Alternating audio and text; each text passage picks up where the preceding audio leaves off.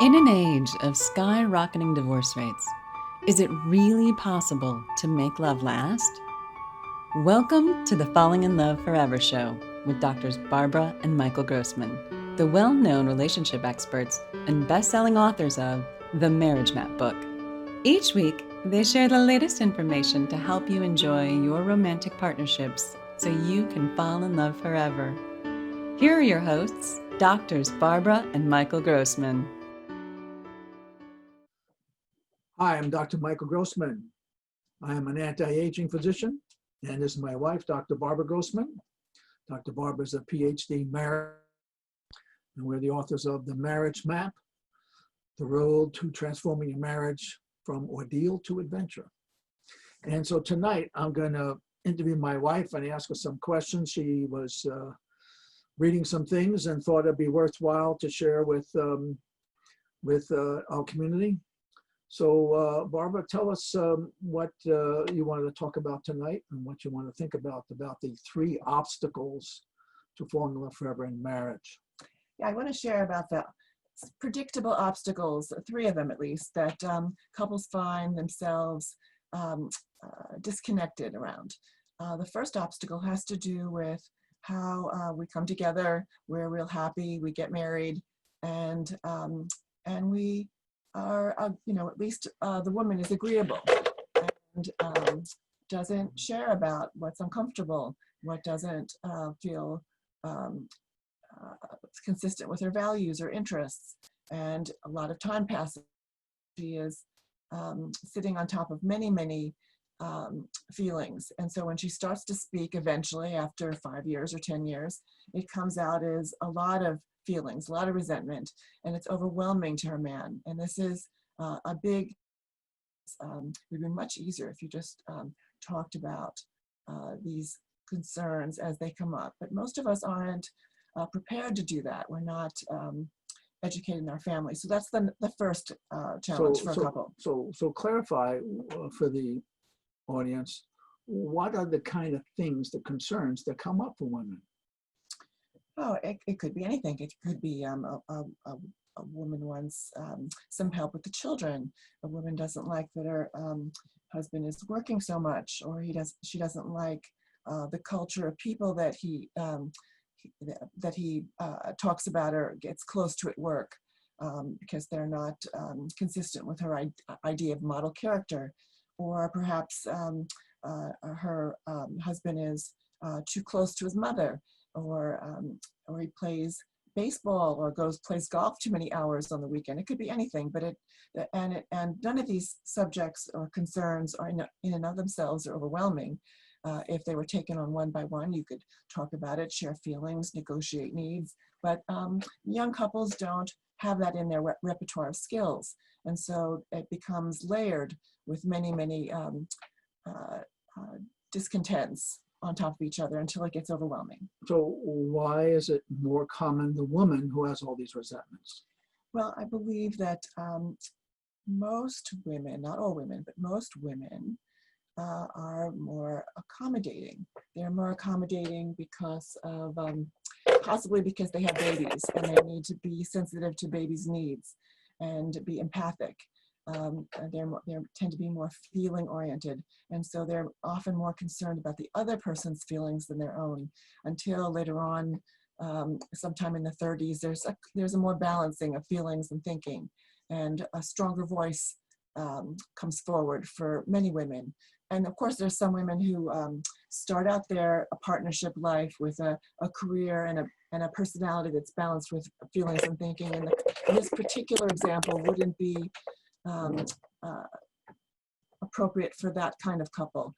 Some women start out married life just knowing what they want, knowing what they don't want. And actually that can be a little tense for a couple, but it's at least the information is on the table and the couple can work it out.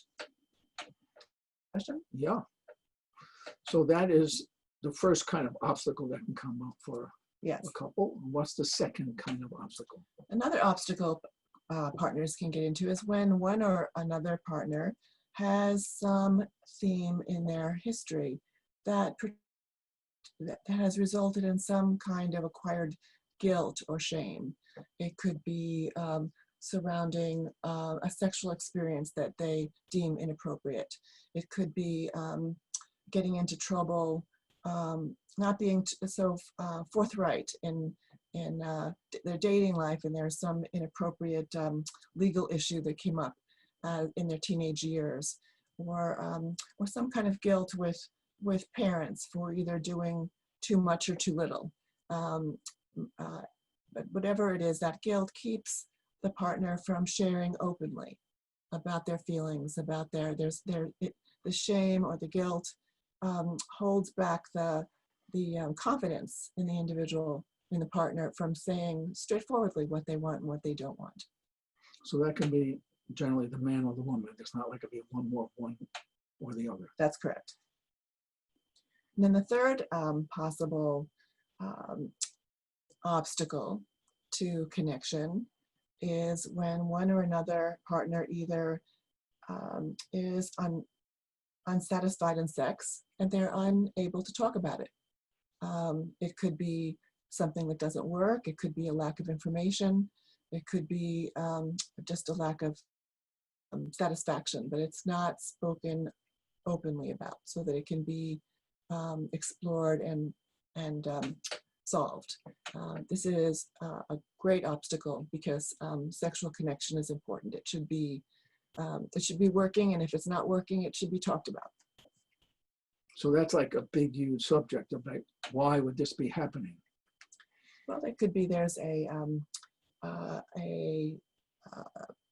perhaps a unwillingness to be embarrassed that there isn't satisfaction. It could be they come from a family that is very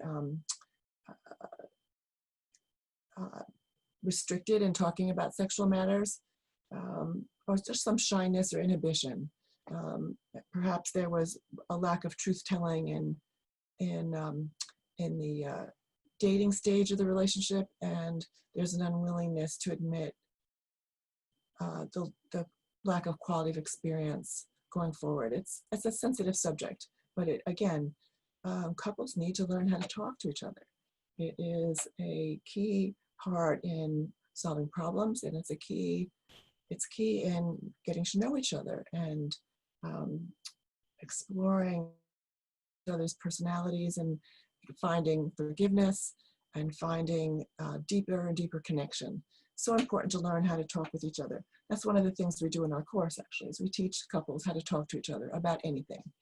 And we need to connect in words, we need to connect physically, we need to connect by partnering in big projects like raising children or creating a community of friends. We need to be doing things in harmony that represents a embroidery of of both partners' values. So important to have deep conversations and knit our lives together and find satisfaction.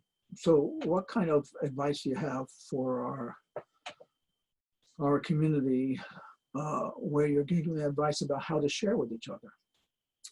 Well, of course, my first suggestion is you take our class, because there's so many dimensions that we teach you how to share about your present feelings and about your past experiences. But you can always start by saying, I don't know how to say this, but I really want to share. And you just start talking about how you feel and what you want. And the important thing is to say it from a centered place.